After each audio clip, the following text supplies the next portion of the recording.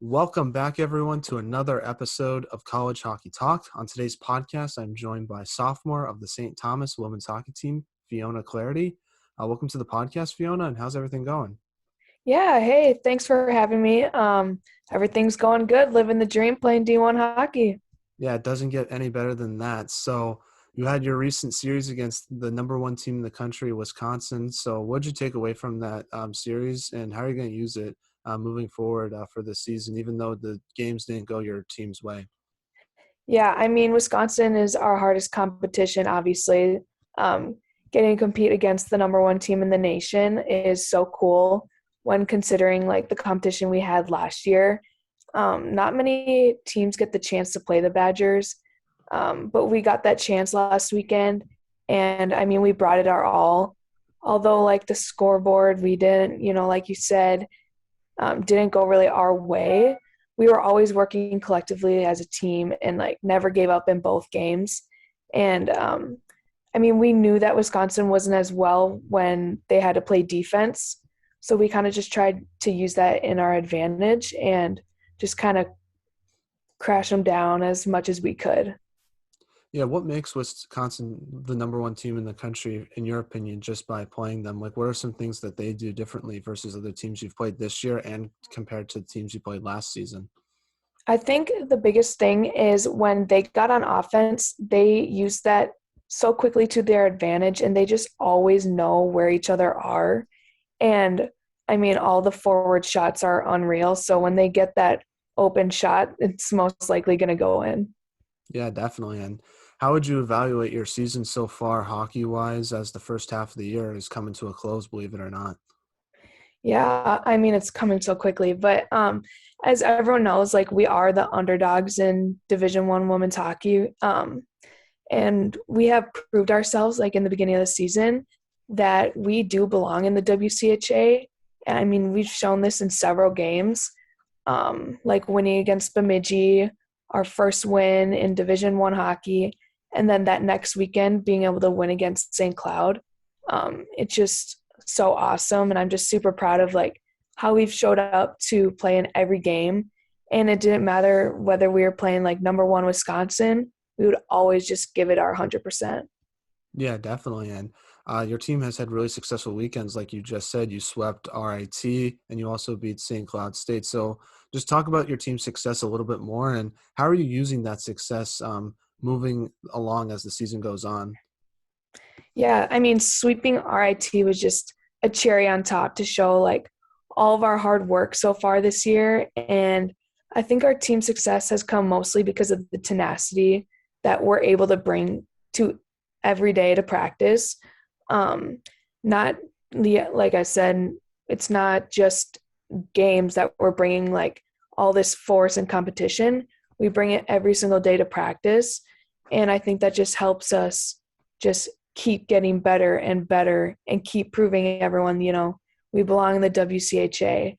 And I mean, winning our first game against Bemidji was just surreal. But then, like I said, winning again that next weekend against St. Cloud, and then like going into a shootout the next game against St. Cloud in that series, it's just like we're just getting credit where credit's due. Yeah, absolutely. What's it like playing in the WCHA, like playing that competition each night out? Does you think that helps you as the season progresses, just because you're playing the best of the best? And what's been like the best rink you've played in so far on the road as well? Unpopular opinion, I really like playing at Ohio State. A lot of people say like, oh, that's the worst rink you're ever going to go to. But like, I just do not agree with that. I thought it was really homey. And maybe I liked it more just because it was our first time like going in a plane and going to a rink. So I probably thought it was cooler than what it really was. But that was just like super awesome. And what was that first part? No, I was just asking what's it like playing in the WCHA, just because you're going against some of the best competition in D1 hockey, and how do you think that's helping your team improve each day? Yeah, I mean, playing number one team in the nation last weekend, it's just kind of crazy because we've never played any of these teams with the best players in the entire nation. And I think we are all just feel so lucky to be able to do this and have this opportunity. And we remind ourselves this like every single day at the rink, and we're just like, all right, we belong here. Let's show it. Let's prove it. Let's work hard at practice. Now I know your team hasn't played at LeBron yet, but that's what everyone has told me that that's the best rink in WCHA. If you've been there before, but that's what I've been told. I've never been there before myself. Yeah, I've heard that too. I've never been there, but I'm excited to do that later on in the season. Yeah, it should be fun. Now, what's been the biggest adjustment you've had to make this year playing D1 hockey compared to last year? I think the biggest adjustment is like the mindset you have to have on game days. When switching from this Division 3 to Division 1, you kind of have to just change your mindset going into each game.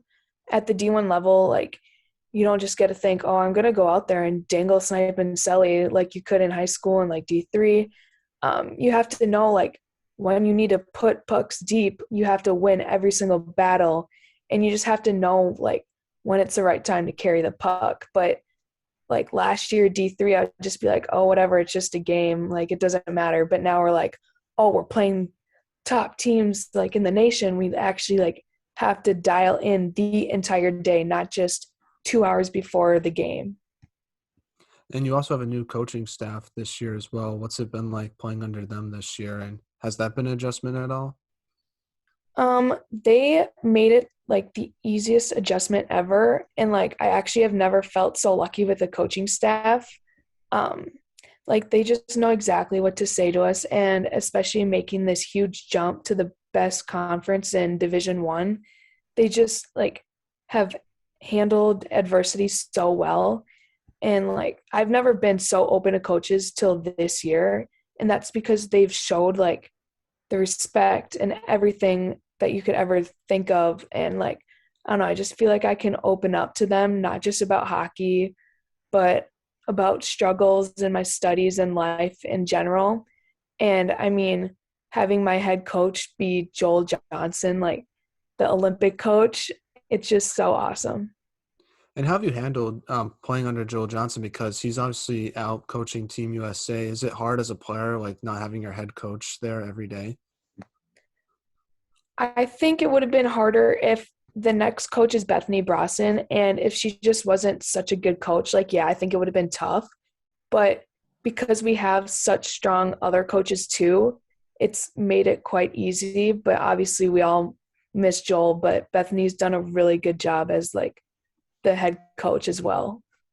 And does Coach Johnson ever communicate to you guys when he's out with Team USA, or is he kind of just focus on that? And Coach Bethany is the coach you have to ask questions to.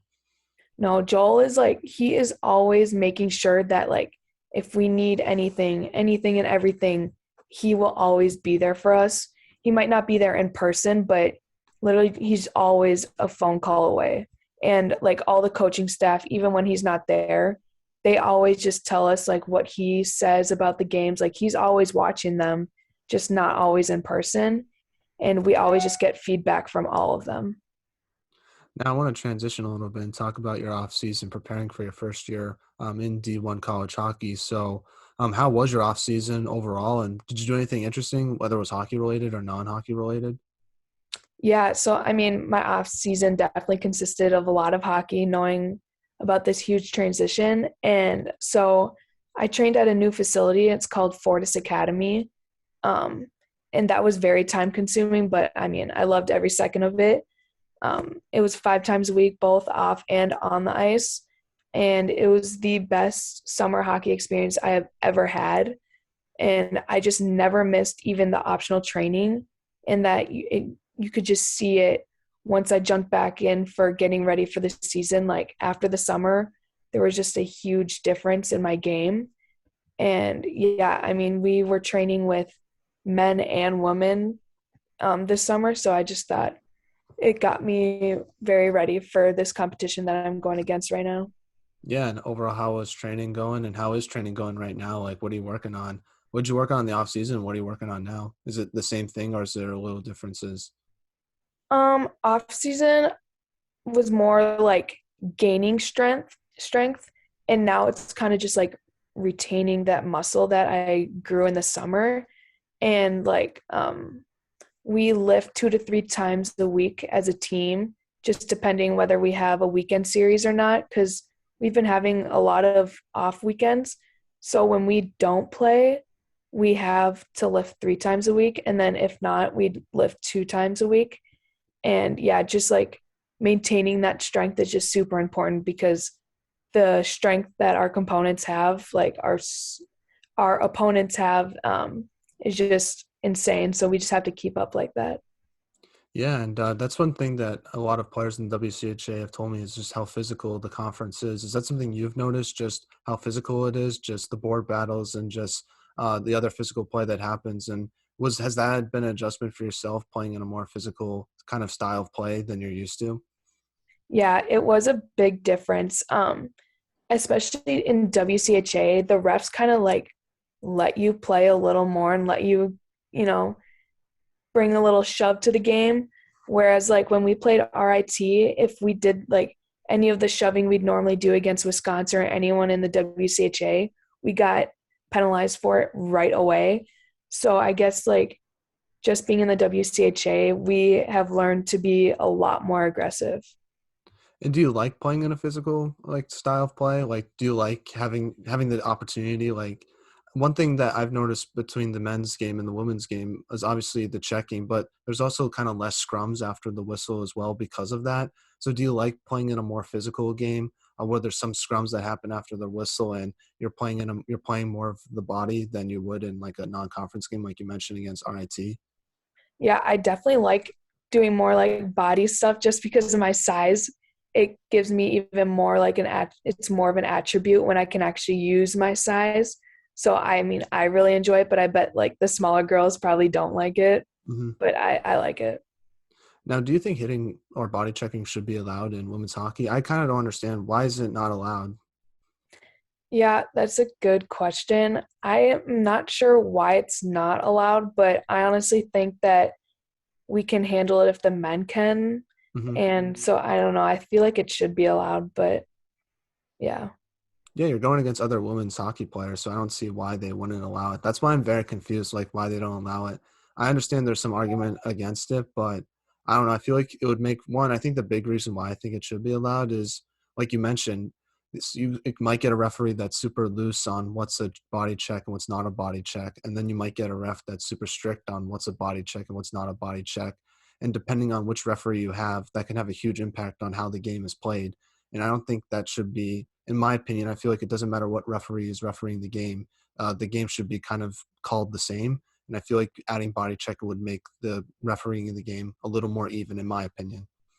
No, yeah, I agree. I mean, no matter if it's men or women, like it's still hockey, it's still the same game. So I think the rules and the type of reffing you get should be the same no matter what your gender is. Exactly. Have you had any big checks so far this season in college hockey, or have you been checked before so far this year? I don't know. No, I haven't checked because I do not want to be in that penalty box Oh because yeah. then like if you get scored on and you're in the penalty box, I mean, it's kind of all on you. So, no, Hmm. I haven't been, and I have not been checked either. So I guess it's fair. Yeah, that's good. That's good. No, like, but you haven't like have you been like more aggressive, I guess, since it is a more physical conference, and you said like you try to use like your playing style to your advantage since you're more since you said you're a much bigger player compared to some of the smaller players on the team. Yeah, I wouldn't say like I'd be checking like illegally. I'd make sure, it's a legal hit. But yeah, Yeah. no, I definitely still use my body to my advantage, but just being more smart about it. Oh yeah, that's definitely true.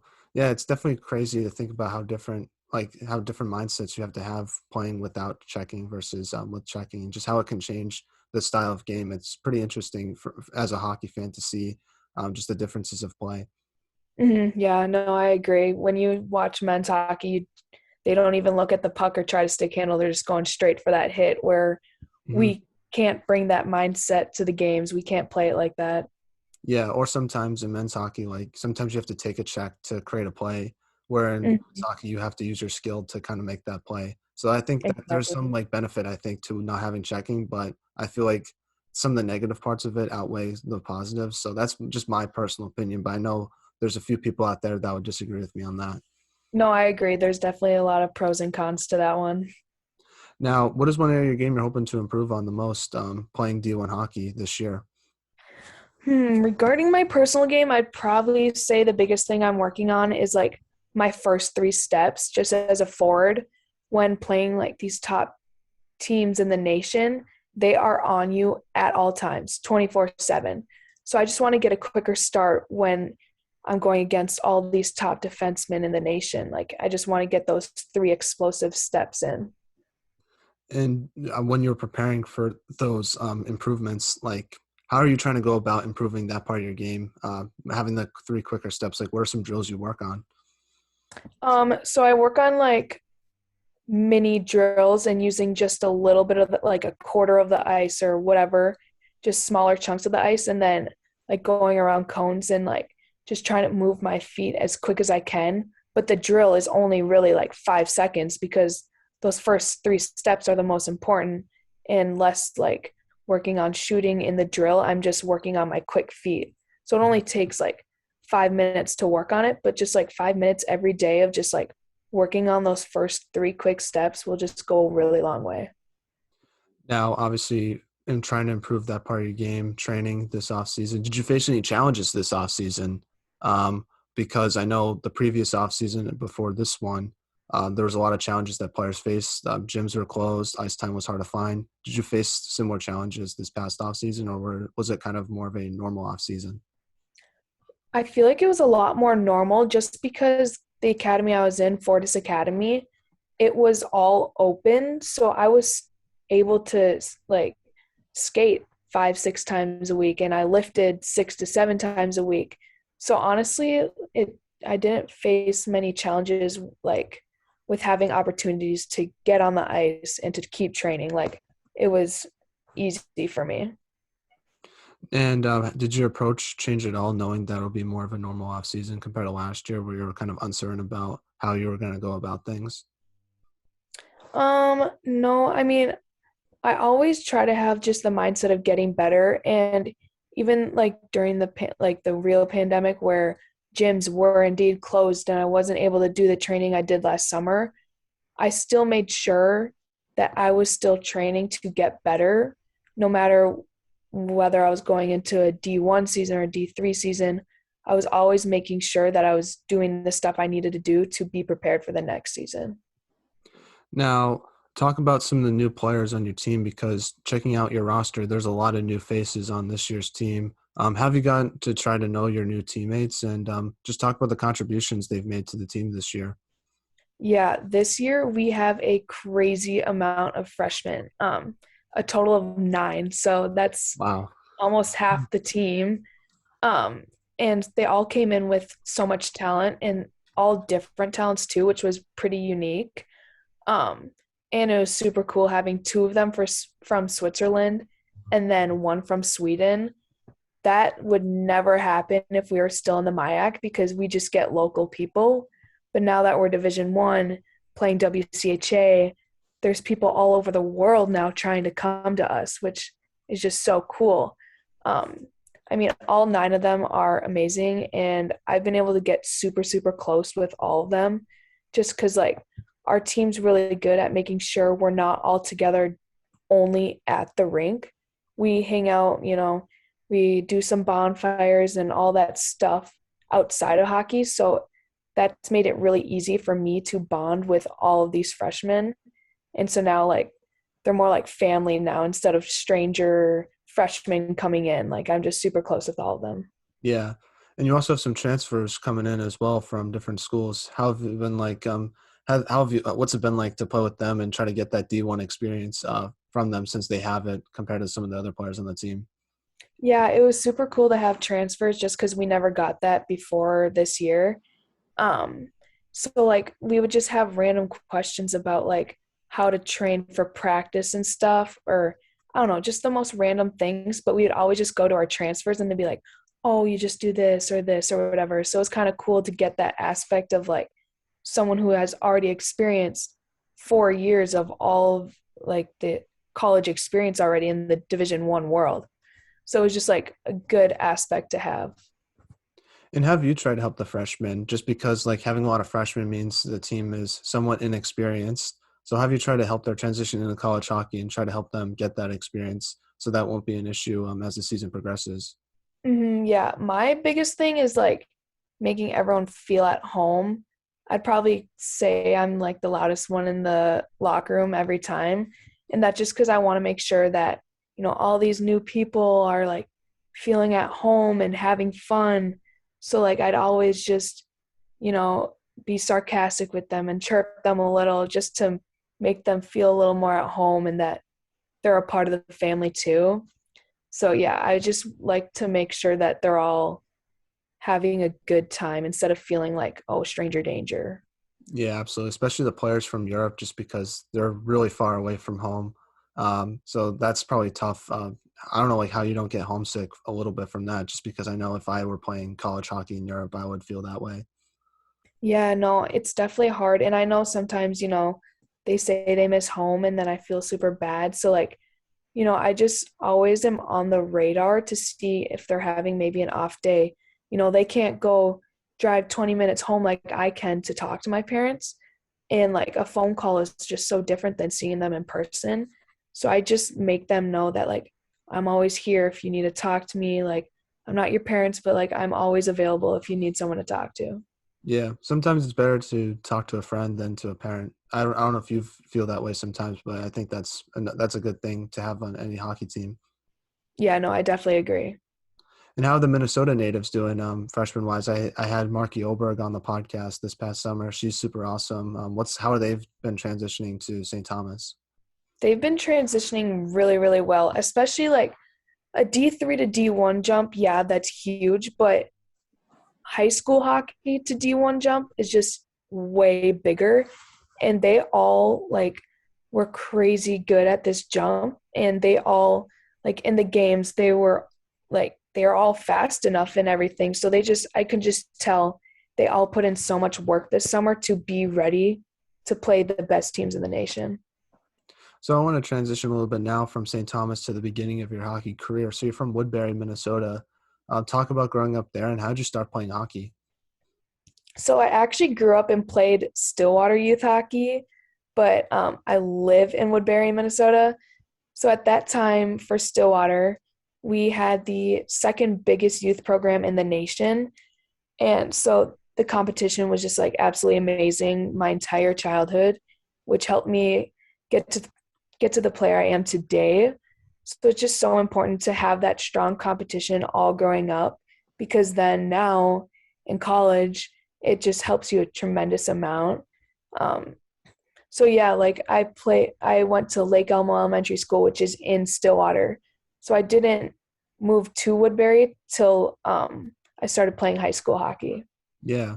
And did you play boys hockey at all? Because one thing I found interesting is a lot of players from Minnesota don't need to play boys hockey just because there's so many great girls programs that each town and city has.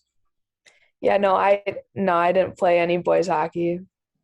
So, and just talk about your youth hockey experience, playing in Minnesota, just because I feel like that's where a lot of players fall in love with the game of being from that area.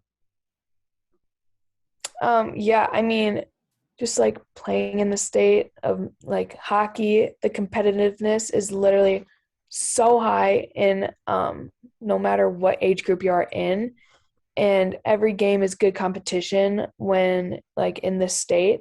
And it just makes it a much more fun experience when everyone is there to win. Everyone like shows up with that tenacity. And I'm just like super grateful to be able to live in the state of hockey and be able to compete in this atmosphere on basically an everyday occurrence. Now, who was your favorite player growing up? Was it someone on the Minnesota Wild or was it a female player on the national team? It was Blackhawks, Patrick Kane. Nice. He was always a favorite player of mine. His dangles and shot were just unreal in every game I've ever watched him play. And when I was younger, I'd always just like watch him. And then I'm like, okay, now I need to go in the garage, work on my stick handles and shot because I want to be just like him. Yeah. Have you ever pulled one of his moves off in a game before, or are you still working on that? I mean, I'll always be working on his moves because that'll take a lifetime to achieve. But I mean, he's got some serious toe drags, and I have whipped them out a few times during games, which is always fun. Yeah, my favorite move from him is whenever they do a shootout, it's kind of like the serpentine route that he does, but then he like slows down right near the goalie and just starts like stick handling like crazy and then shoots it top shelf. Like that's insane. I remember first seeing that and it was pretty it kind of blew my mind away. Yeah, I can admit I've tried doing that and it just like never goes my way. I don't know how he pulls that off. Like it just Yeah. doesn't make sense. Some of it I feel like is just like talent. Like I feel like you could work your entire life, but you're just never gonna get like Connor McDavid moves. It's just like some of it's talent, but it's pretty cool just to watch like some those type of moves. Just because like I personally could never pull it off. You might be able to, but I just personally couldn't. Yeah, no, I'll always strive to be able to pull that off, but honestly, it just comes so naturally for them and Yeah, they just whip it out of nowhere. I don't know how they do it. yeah. Do you think he's the greatest American player of all time, Patrick Kane? I mean, I definitely say he's very far up there, yeah. Yeah, I don't know. Maybe there's some like old school guys that are up there, but I feel like, in my opinion, at least in my lifetime, he definitely is winning 3 Stanley Cups, winning a silver medal with Team USA, and hopefully they can win gold this year if he's part of the team. And I think once if he wins gold medal this year, like it's definitely solidified that he's the best American player of all time. Yeah, I mean, the history that he has done, like it's impressive to say the least. Oh yeah, definitely. Now getting back to your career a little bit, so you're before St. Thomas, you played for Eastridge High School. Just what was it like to kind of play at that school and talk about that experience as a whole? Yeah, so I was actually able to play for Eastridge for 5 years. I started my eighth grade year, and they were an awesome 5 years. The the culture that was built when I was playing there was just so fun, and the coaches were always so nice. And like when I was just trying out as a little eighth grader, although even though I wasn't really that little still as an eighth grader, I was scared to be lonely, just that loner eighth grader where everyone else is like upperclassmen or at least a ninth grader. But everyone was just so welcoming at Eastridge and brought me in like a family. So that just made my high school experience so much better. And so when I started getting older and I had a few years down with Eastridge, I made sure to continue that. Um, like when I was an upperclassman for all those new coming youngsters. Yeah, and well, how cool was it to be an eighth grader and get to play high school hockey with some of the best seniors in the state? That must have been pretty cool for yourself. Oh yeah, it was so awesome. So my eighth grade year, I actually was on a line with my sister. So it was us two on a line, and like everyone knew like oh the Claugherty sisters. So just like going against all these crazy good people and them just knowing about me and my sister like on the line. I don't know, it was just like really, really cool to experience that at such a young age. Yeah, absolutely. And how cool was it, I guess, to play with a sibling as well in high school hockey, just because a lot of people don't get to have that experience. And do you guys still talk about that senior year, I guess, today? Yeah, no, it was awesome. So my eighth, ninth, and 10th grade, we were on the same line and we just always knew where each other were. It was kind of insane. So even when other teams knew about us or whatever, like about us two, they still weren't able to stop us just because like we would just whip stuff out of nowhere and like knew where each other were going to be. And it was kind of like unstoppable. And even to this day, we still like it still comes up in conversation. And she's actually the manager of my team right now for St. Thomas. That's awesome. It's a cool game to see her again, like playing hockey, having that connection. Yeah, no, it is super awesome. I mean, we talk every single day. She's still at the rink, even though she's not on the team. She's still like, in the team atmosphere, and it's still like super fun. Yeah, that's awesome. Well, I'm glad you get to have that experience with your siblings. That's really cool. Not many players get to say that. So, and I always feel like siblings, they have like a connection, like you were talking about, that some players just can't have. Maybe it has to be like a genetics thing or something. I don't know, because like maybe you feel. I don't know if you feel the same way. It's just like you can't really explain it. Yeah, no, we could not explain it. We were just like if we whipped off like a sick goal with a sick play, we'd be like sitting on the bench after the goal, like, how did we just do that? But we were Yeah, like, whatever, we'll do it again. yeah. Well, how did Eastridge help prepare you for college hockey with St. Thomas? Yeah, so We were able to actually go to state my junior year, which was like insane. And that competition, like, yeah, we're in the state of hockey playing the normal games, but once you get to state and you're really playing the best teams like in Minnesota, Edina, whatever, that just got me so ready for like where I am right now, playing all these Edina girls where like 90% of the team is committed to these big teams. Just like being able to do this in high school just like really got me ready for now these upcoming years. Yeah, and is that your best memory you have at Eastridge, or is there another memory that we might have not talked about, like off the ice on those bus trips? Probably were fun. Like anything that sticks out to you thinking about it now? I mean, definitely my favorite memory at Eastridge was going to state. Yeah, Um, I mean, just because Eastridge was only like 10 years old at that time, and so it's just a big milestone for us as a school. And we just got to stay at a hotel for a few days and just like bond, and we all felt like family. And then just walking to the X casually to play a game like against Edina, like it was super cool. yeah, that's awesome. No, I'm not from Minnesota. I'm from the East Coast. So, what's the hockey culture like in Minnesota? Because I feel like here in Massachusetts, we know our hockey culture is super cool, but everyone talks about the Minnesota high school hockey scene like it's like I don't know, it's pretty crazy. Like here, like you can't really play for your public high school and play in D1 college. You have to go out to juniors. So I think it's pretty cool in Minnesota that you can play for your public high school. So what's it like? What's that high school hockey scene like in Minnesota? Just what's the hockey culture like in Minnesota overall? Yeah, I mean, it's definitely just a way bigger and better experience when living in Minnesota, the state of hockey, rather than Massachusetts. Like, we all have these big schools, Edina, all these high school teams. And so the competitiveness is just super high, and every game is good competition when you're in the state of hockey.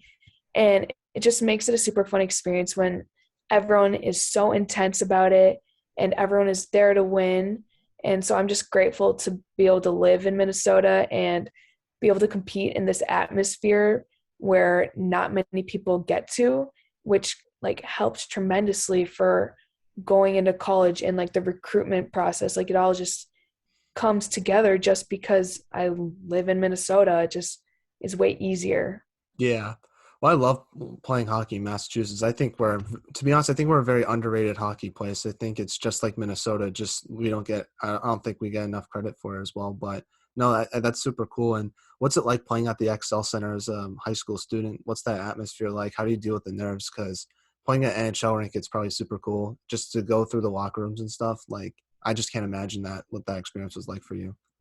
Yeah, it was super, super cool to be able to get, the back scenes of everything, and like these locker rooms that we got to be in for the games were just unreal. They were so crazy nice, and just being able to like go wherever we wanted the XL, that maybe if you're going to see a Wild game, you would never be able to see, but because we were playing a game there, we had access to everything and anything. So it was just super cool to be able to gain that experience that a lot of people would not be able to get. Now, you were the captain of your high school team, so I have to ask, what type of leadership did you want to bring to your high school team, and how is it compared to your leadership skills now with St. Thomas? So as a captain in high school, I just made sure like the competitiveness was always present, whether it was a practice or a game. But I also like made sure, like, this is very important, to make sure everyone was having a fun time the entire time. And I like to always just make sure everyone feels included at all times too. Whereas now, um, like, I feel like I still do the same thing, even though, I don't have the captain badge or anything on. I still make sure, everyone's having a good time. And if I see that one of the players might be a little off that day, I will go skate up to them and say, like, hey, like, how are you doing?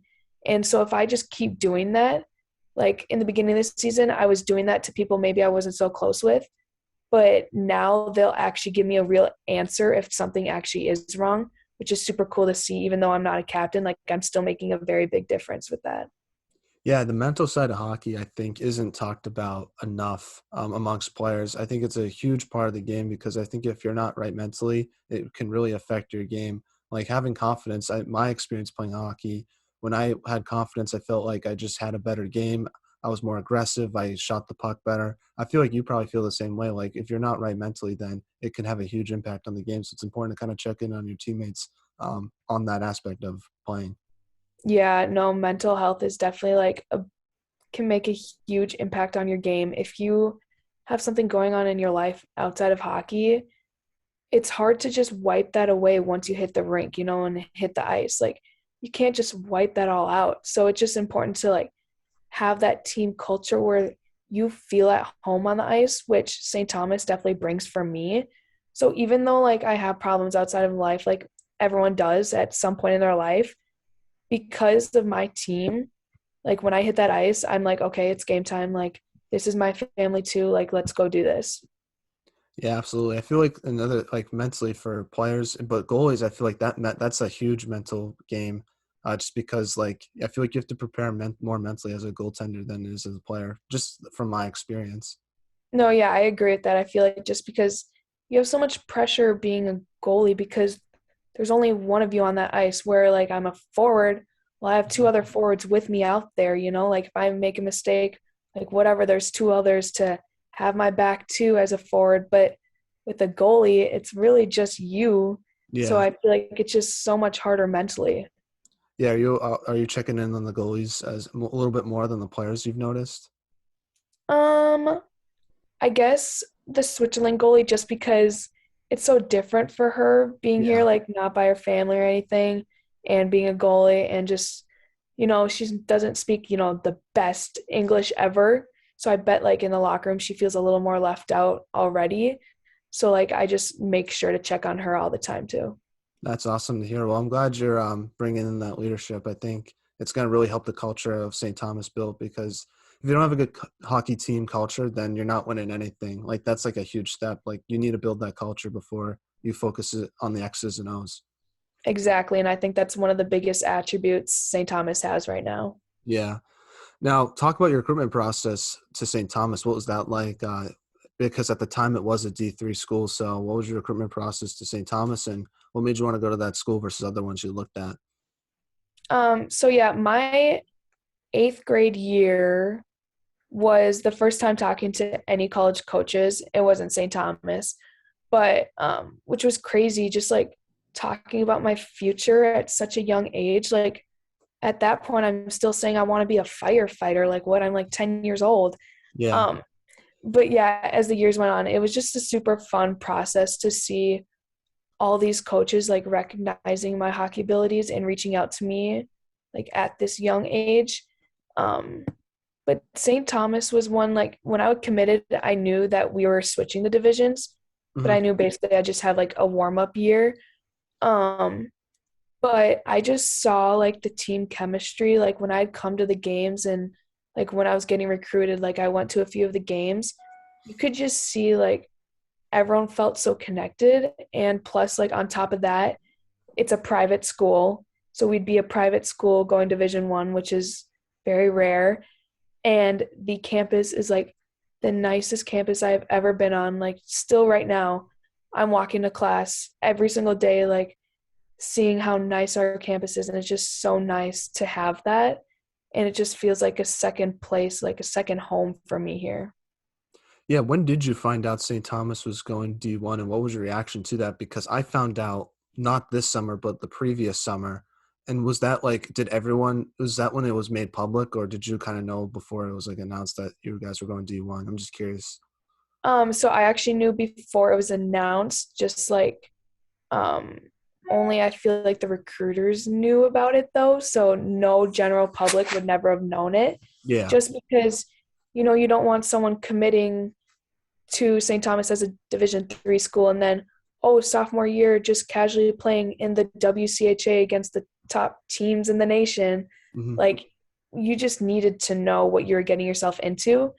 But that's like one of the biggest reasons like why I wanted to go to St. Thomas was because I'd be able to play these top teams in the nation, which not many people can say they've done. So yeah, no, I definitely knew when I was committing what was going on.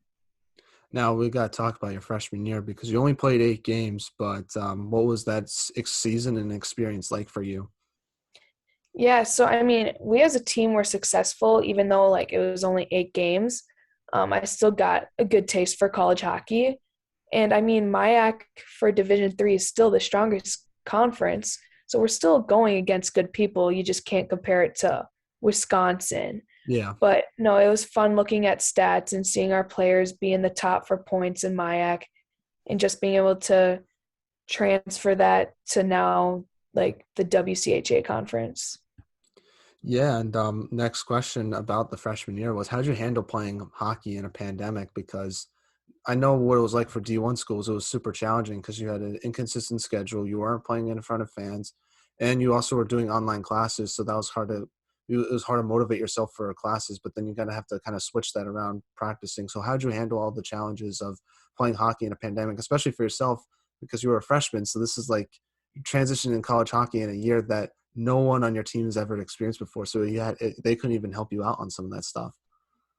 Yeah, I mean, first of all, being a freshman in college in general, not playing hockey was still already super hard because we never even got to meet our professors. And normally, in high school, I'd be close with my like teachers, but now these professors don't even know who I am.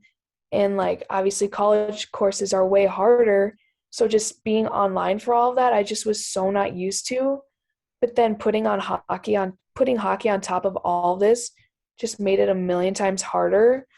I mean, my teammates obviously like were super welcoming and like they weren't used to it either. Like no one was used to this, but being a freshman on top of it was just even harder. And our schedules were also very inconsistent.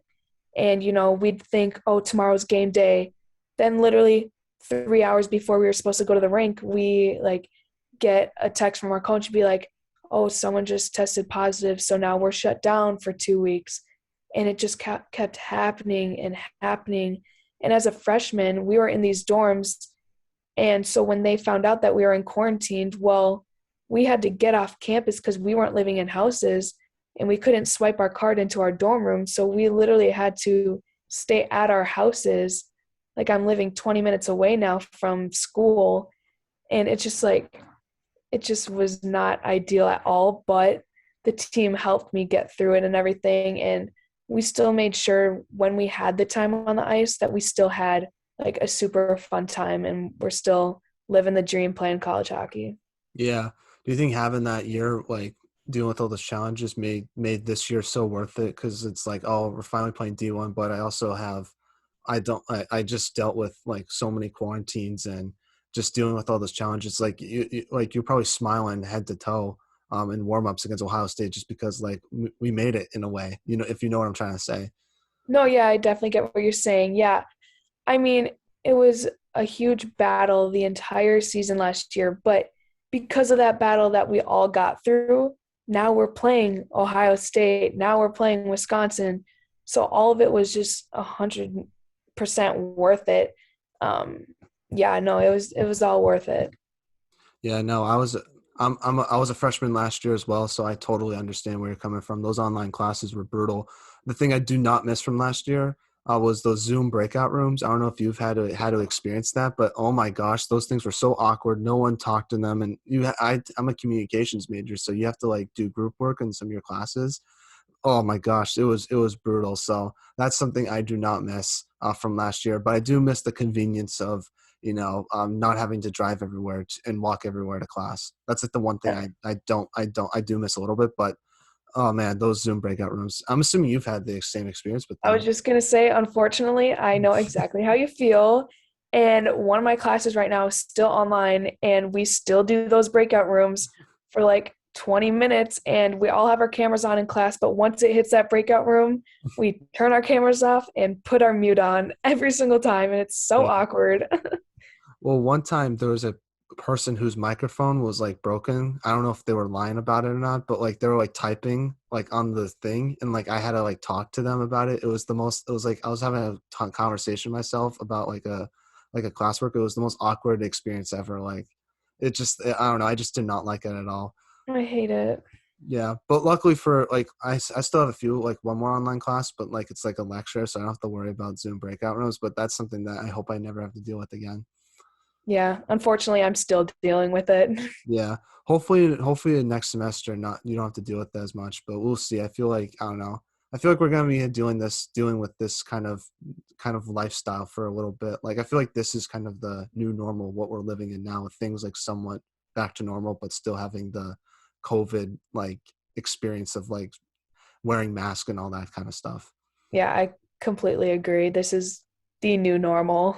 hmm But hey, it's better than last year, so that's the only thing I will say. I'd much rather have this than 2020. That was brutal. But and I'm Yeah. happy fans are back in the arena. How's that to play in front of fans? That must be super awesome. Oh my gosh, yes. The most exciting thing is finally having my parents back in the stands. After like so many of my shifts, if I think, oh, that was really good, or maybe, oh gosh, like I messed up so bad, I always look at my parents to see like they always give me, I don't know, like a thumbs up or a thumbs down or a smile or like a shrug, like do better, or like a smile, like good job, like I don't know. And I didn't get that my freshman year, which was so hard. Like I love looking up at the stands at my parents just to know what their feedback is, but now I'm able to do it again, which is so nice. Yeah, and also has that comfort level knowing that your biggest supporters are watching you play. That I think that definitely helps your game out a lot as well.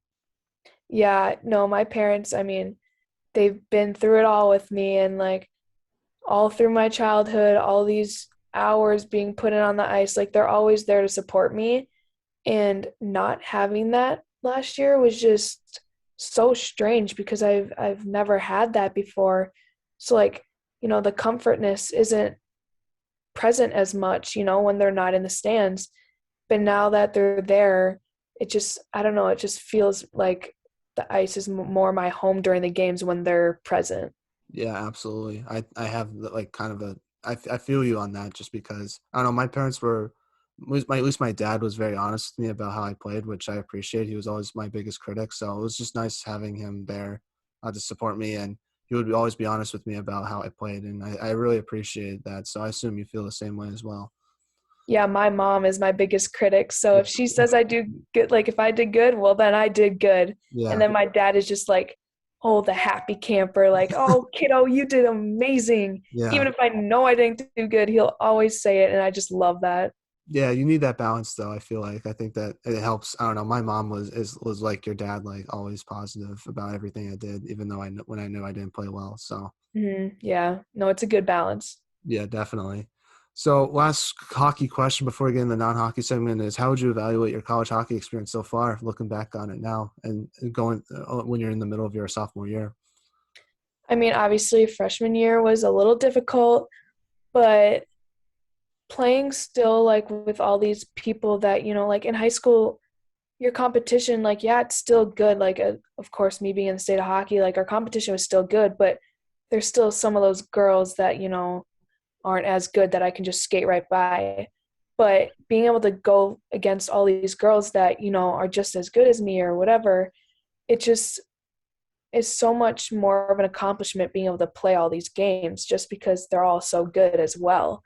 And so I don't know, I just would say my college hockey experience so far has been super, super fun, especially this year, like this first half of the year, like playing Wisconsin, playing Ohio State. Like when I was a little kid, I've always dreamt of doing this. And now like I'm doing it. And it's just so fun to experience all of this.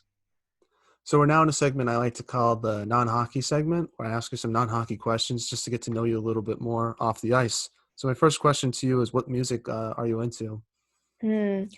So normally I'd say for sure rap, but my roommates and my carpool to hockey are huge country fanatics.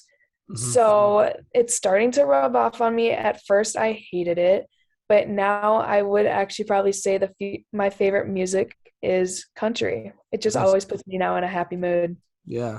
Well, I worked for a baseball team this summer, and a lot of the guys are from like down south, so that's all a lot of the music that they listen to is country. So I got exposed to it as well. And there's not, there's certain artists I like. I like Thomas Rhett. He's pretty good. And then Connor Smith. There's someone introduced me to him. I thought he was pretty good as well. I don't know if you know who he is, but those two were my favorites. Yeah, no, it's like one of those music that like maybe you don't like at first, but it just like rubs off on you like Yeah. over time. Yeah, I think it's just the positive energy because sometimes in hip hop, like they're talking about like stuff that like I can't relate to, and it's like some negative stuff. So sometimes maybe it's the positive energy that makes it sound better than it might if I didn't listen to it. Exactly, yeah. Well, next question is if you could have lunch with anyone in the world, who would it be and why? Um, I would say Kevin Hart. I just feel like I don't know, I just like love making jokes and being super sarcastic. That's just who I am. That's my personality. So I feel like going out to lunch with like Kevin Hart would definitely be like the best and most fun time of my life. Just like when he's in movies or anything, no matter what he says, I don't know why, for what reason, I'm always laughing. It just doesn't make sense. So I just feel like going out to lunch with him would just be a great time. And you also kind of understand your sarcasm because I feel like some people, if they don't understand it, it's like kind of like, I don't know, it just, you know what I'm trying to say. It's just like No, hard. yeah, like if I'm sarcastic to people I don't know, I bet they'd think like, oh, like she's rude. But no, it's just like Yeah. me being myself. I don't even know. Yeah, I'm the same way. So that would definitely be cool. I think lunch with the comedian would just be fun in general, just because they'll be telling jokes that I'll just be dying laughing. There won't be that much eating at this lunch. It will mostly just be laughs. Literally, yes. Now, favorite TV show? Hmm. I'm not much of like a TV show person, but if I were to throw on something, it would always be Grey's Anatomy. Um, I don't know why, probably because of McDreamy, if you know who Dr. McDreamy is. But Oh, no, I just like throwing Grey's Anatomy on whenever I want. And it's kind of a thing that me and my mom used to do. So I don't know, I just kind of continued it here. yeah.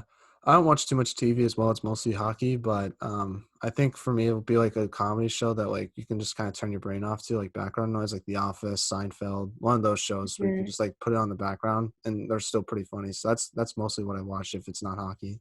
Yeah. Now let's talk a little bit about some of your teammates. Who's the funniest teammate you have at St. Thomas?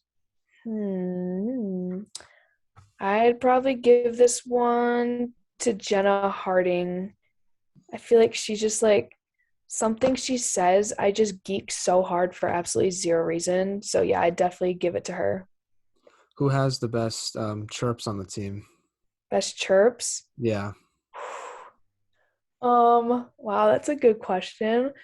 Hmm. I don't know. I feel like kind of no one because like we'd be pissed off. Like for example, Wisconsin, there was a girl that was just getting pissed off on my team the entire time. And then she comes in the locker room, she's like, you know what, next time I'm gonna say this to her. And then like she gives out like examples of chirps she would do.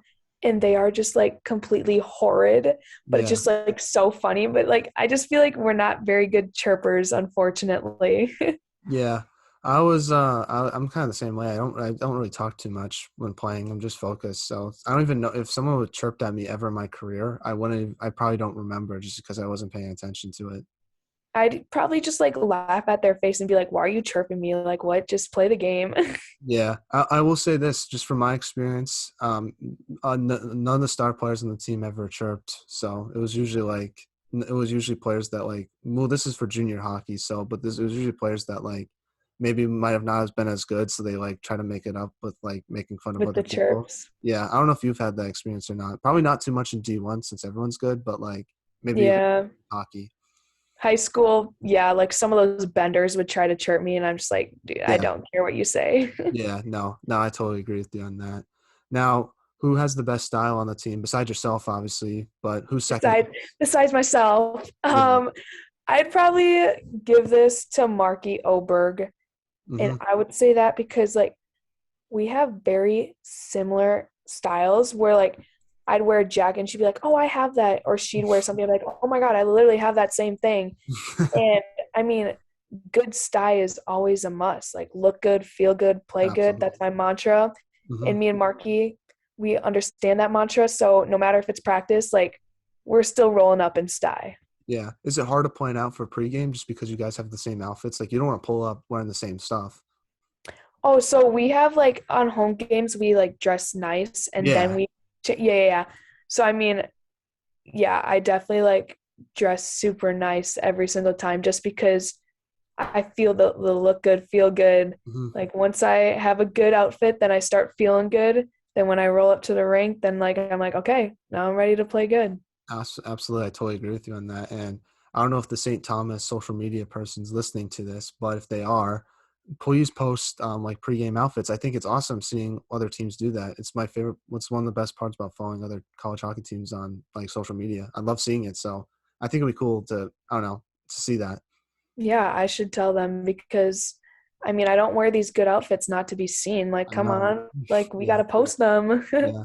Well, for women's hockey, I think this is maybe, I'm not trying to be biased. I think you guys dress much better than the men's hockey players just because for men's hockey, it's just suits, like it's kind of the same thing. But for women's Mhm. hockey players, you kind of have more like freedom to dress up how you want, and you have to be a little more creative because I don't know. I just personally think like women's hockey players dress much better than men's. That's just that's coming from me too. No, I agree. Like men's, yeah, they just do like the boring, oh, I'm just gonna wear a navy blue suit or a black suit and that's about it. Yeah. But me, like I can whip out a jumpsuit and a cool Yeah. blazer with it, like a hot pink blazer, like Mhm. something like that where the guys don't really do. Yeah. What advice would you give a guy's hockey player on how to dress better? Just keep it simple, or is it like you have to kind of have stuff to stand out? Hmm. I mean, let's see. I'd say like something to stand out a little. Like I feel like a lot of people do normal ties, so I feel like a bow tie sometimes I'm like, okay, like I like Mhm. that, I like that. Yeah. And never go black because that's Really? just way too boring. So Oh, I'd say at least navy blue. Um, and then like I saw a guy on the St. Thomas team wear like a super nice pea coat. I was mhm, like, okay, I like the pea coat. If you know mhm. what that is, like those pea coats, nice Yeah. wool ones. I like those a lot. What's your thoughts on like the hat, like the Scully cap? I think that kind of looks cool, like kind of dressing up like early 1920s, like that Oh, style. I think yeah. that's cool. That's how I would do it a little bit. Yeah, no, I like when the style is like more out there and like Mhm. most people would never wear. So yeah, no, I definitely like that. Yeah, no, Or totally some agree. nice suspenders or something. Yeah. Spice it up. Oh yeah, totally. And good shoes as well. That's another thing. Has to be good Yeah. shoes. Has to be. So no, I totally agree. Well, we're doing some with Emma Larson coming up, so maybe she'll show us some of your pregame style a little bit. Hopefully, that'll be pretty cool to show off to the fans. Wait, you said Emma Larson? Yeah, she's doing Ah, working with her for something in the future. I'm gonna tease it a little bit on this episode, but people find really? maybe Okay, yeah, no, she always loves my outfits. She always comes in the locker room and literally comes straight, like, she finds me, like, if I'm in the mirror, she literally will walk around. She's like, where are you? Oh my God, I love your outfit, like, every single time. It's so awesome. She wants me to be her personal stylish yeah. styler. So people who enjoyed the BU Women's Hockey Daily vlog, potentially St. Thomas. That's a little tease for the future, and maybe you'll see Fiona's pregame outfit. So tune into that in the near future. That's all I'm going to say about it. Now you'll know more about it than I would. So Yeah, all right, let's do it. awesome. Well then, so since the holiday season is coming up, I had some holiday themed questions. First one is, since Thanksgiving's coming up, what's the best Thanksgiving meal? Or, Ooh, I would say definitely cheesy potatoes. That is a definite must with stuffing yeah. and turkey. Those are like the three staples. Yeah. I like turkey. I'm pretty basic, but something that doesn't get talked about enough. I don't know if anyone else's families does this, but rolls. I'm a big roll guy. Like the Pillsbury ones, they put butter in. I Okay, think the those are croissant fire. ones, the croissant Yeah. Pillsbury rolls, Yeah. those are unreal. Yeah. Yes, I agree. Like I'll have like 3 or 4 of them on Thanksgiving. Like those things, I power through those things pretty quickly. I think those do Yeah, not get talked about enough, in my opinion. and the bad thing is you never get full off of them, so you could literally just have like 20 of them, just like keep going. Yeah, no, They're dangerous. I need to like not eat too many of them because I feel like crap afterwards. And I also like if you eat too many of them, it's just not healthy for you at all. But like I will Mm. have like 5 or 6 like on Thanksgiving. It's not Oh, great. 100%. You got to treat yourself on the holiday. A little bit, yeah, a little bit. But you also like don't want to lose yourself too much in the holiday. So That's true. That is very true. so it's a good balance, I think. And then obviously, the holidays are coming up. So what is the best like Christmas gift or holiday gift you've ever received? Oh, okay, well, like I'm really into like Lululemon Hmm. And last year I got like this whole matching set, and like I was just all about it. And if I ever wear it, I always get a lot of compliments on it. Yeah, So yeah, anything from Lulu is always a good one. I got a hockey stick one year. I know that's a basic answer, but that was pretty Talks. cool for me. Yeah, Well, now I don't have to ask for that because we get like 8 for free every single year. that's No awesome. need to ask for that anymore. Yeah. Yeah. Well, back in the day, you have to because if you break a stick, you're screwed because there's no extras. So, Mhm. but yeah, that was probably my best gift. And then next thing is best Christmas song or worst Christmas song. If you want me to go first to help you think about it, I can. Ooh, okay. Yeah, you can go first. For best, this one was tough, but I was thinking like some old school like Frank Sinatra, like singing those like classic Christmas songs like White Christmas, Silver Bells. Um, s- it's beginning to look a lot like Christmas. Like those old Frank Sinatras really put me in like I don't know Christmas mood that has that kind of vibe to it. So that's definitely the best ones. But the worst is simply having a wonderful Christmas time by Paul McCartney. I love the Beatles, but that's by far his worst song. It's horrible. Like the just it's just so repetitive and just the beat is terrible. Like I don't understand why people like that song. It's so bad. I mean, yeah, I would agree. Like, I love Christmas, but yeah, that's definitely not one of the best songs they have created before. But okay, so I guess I agree with like the older type of music. Like, some Yeah, of those are like just like, okay, that has to be a favorite. But if you know Andy Williams, yeah, I like know. it's like it's the most wonderful time of the year. Yeah, I that's a great. love that one. That's just like a classic. And then my least favorite, mm, oh, the You're a Mean One, Mr. Grinch by Tyler the Creator. I I've don't not know heard why, that. but I just don't vibe with that one at all. Yeah, yeah, no, I've never heard that song. So, but I don't plan on listening anytime You soon. don't plan on it at Yeah, all. no. But it's just I don't know. The reason why I hate that one is just because it's you hear it in the mall and the grocery store like all the time. So it's like you can't avoid it. So that's what makes it the worst. Because like when you try to avoid it, you can't. You really can't. Yeah, that's the worst. So, and then another thing about the holidays, just because it's Thanksgiving is coming up, but I think Christmas food is better than Thanksgiving food. I don't know, am I crazy to think that? I like ham. I think we have like good breakfast food before on Christmas morning. I don't know. I personally think Christmas food is better than Thanksgiving food. That's my hot take. I would agree. I'm not that big of like a turkey fan, Yeah. but like ham, yes.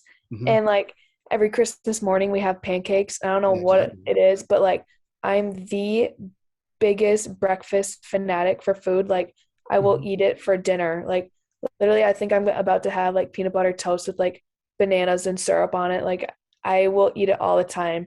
And we just always do like waffles and pancakes Christmas morning, and it's Yeah. just the best. Yeah. So that's something that I don't think enough people talk about. It's like, oh, Thanksgiving food's great. I'm like, no, I disagree with No, that. Easter food might be even better than Thanksgiving, to be honest with you. So maybe I'm going too far, but yeah, that's my I feel like that might be a little too far, but yeah. I mean, not too far off. Maybe 4th of July too. I love the good barbecue in the summer. So I'm just saying, like, there's other You're good just food. saying like Yeah. Thanksgiving's dead last, I guess. No, it's not. It's better than Halloween. I'm not a big fan of Okay, Halloween. okay, that's Maybe fair. you are. I Yes. don't know. I think it's the No, most I'd underrated agree. holiday because like if you're not a kid, you can't really do anything. It's just like another day. Yeah, it honestly is. I mean, this year I went back home just to like give the food to the trick-or-treaters, but I was a little disappointed with this year's kids' costumes. Yeah, Like, come on, yeah, could be better. yeah. And then Valentine's Day sometimes can not be fun as well. So, but I don't need to get into that. But that people know No I'm need to get into that one. so. But let's try to transition back to hockey questions. So my first question to you, hockey wise, what advice would you give like younger players who are trying to pursue a D1 college hockey career? Good question. I would just say like always be that player who is on the ice that 1 minute longer to like get a couple more stick handles in or to get a few more shots in. Like that just will go a long way. And also like never give up. Consistency is definitely key. And if you think you are good, just know you could be better. Never be satisfied with where you're at. And like, there's just always, always, always room for improvement. Like Patrick Kane, obviously he is amazing, but he's always looking for rooms for improvement, or else he won't stay like one of the best players in the world. Like you just always can never be satisfied with where you are at. Yeah, I totally agree with you on that. I think that's what separates the great players from just the average players. Hmm. Now, next question is kind of similar to the one I just asked, but what should be done to help grow women's hockey? I think in the Olympic year, it's easier to grow it, but like I think another thing is just like during non-Olympic years, when it's just not being as televised as it usually is. Like, how do you help grow the sport? How do you help promote women's college hockey? And just what would you do if you were in that position to do it? Yeah, I feel like the promotion and advertisement aspect of women's hockey is definitely way more slacking compared to like men's and boys youth hockey. So like at Eastridge, we're the Eastridge Raptors, and we had this once a year of skating with the Raptors where the youth girls like would love it and like come skate with us and realize, oh, I want to play high school. Like, oh my Mhm. gosh, that was so fun. It's like just doing those youth camps, those little youth stuff. And like the youth girls loved it, and we made sure they had fun too. So like we also had them out to like our home games and would escort them through like the locker rooms and answer any questions that they had. And so like just having that, like those youth realizing, oh, this game is super fun. Like all these older people are still having fun with the game. Like we just need to advertise that more and more, because I know like Eastridge did that, but did any other high school places do that? Like did any other high schools do it? Like I don't know. So Mhm. I just feel like we need to do better with like getting the word out of how fun the game actually is for these youth. Yeah, I know Edina did it. I don't know. I'm not sure about other schools, but yeah, no, I think that's important because if kids see it, they can believe it. I know that's kind of a cliche saying, but it's really true. So I Mm-hmm. totally agree with you on that. And kind of going off that next question, but obviously an announcement that happened a couple of weeks ago was the women's tournament in college hockey is expanded to 11 teams. I thought that there was like a huge social media campaign with the players of D1 and teams to kind of get that expansion happening. So what's your thoughts on all of that? Yeah, we a couple weeks ago were trying to get that expansion as well. Hmm. Just because like you see the income that the men's like get, and then women's is just a huge drop off. But that's because we are at disadvantages with how many teams can go like to the all these championships, and so we're at a disadvantage for so many things. So I just think we need to have the chance to be able to make like the same income as them, and that was like one of the issues a few weeks ago that we were trying to address. So I just think, I Hmm. don't know, we just need to get the word out more. Yeah, absolutely. And it also gives teams like I think teams that wouldn't normally make the tournament an opportunity to make the tournament. So I think that helps grow just because different areas get to see their local women's college hockey team play in a big stage like that. I think that definitely helps the sport grow. I completely agree. Now, do you have any shout outs you'd like to give to any of your teammates before this interview ends? We mentioned some names, but if there's anyone we didn't mention, feel free to shout them out now, or family members maybe as well. I mean, I definitely would say my biggest shout outs would be my parents, just Yeah. because like I wouldn't be as successful as I am without them like putting all this time, effort, money into the game, and like all these countless hours they have spent driving me to the rink, and countless money that they have spent for my gear and like all my equipment that I've been using all these years. Like it is not a cheap sport. So I just definitely give the biggest shout out to my parents. Yeah, hockey parents are the best parents, especially because the ice times are sometimes in weird hours. And then, my parents work, so they were driving home from work, then driving me to practice. Like, it's pretty, when you think about it, look back on it, like, I'm forever grateful for what my parents did. And I know you're feeling the same way as well.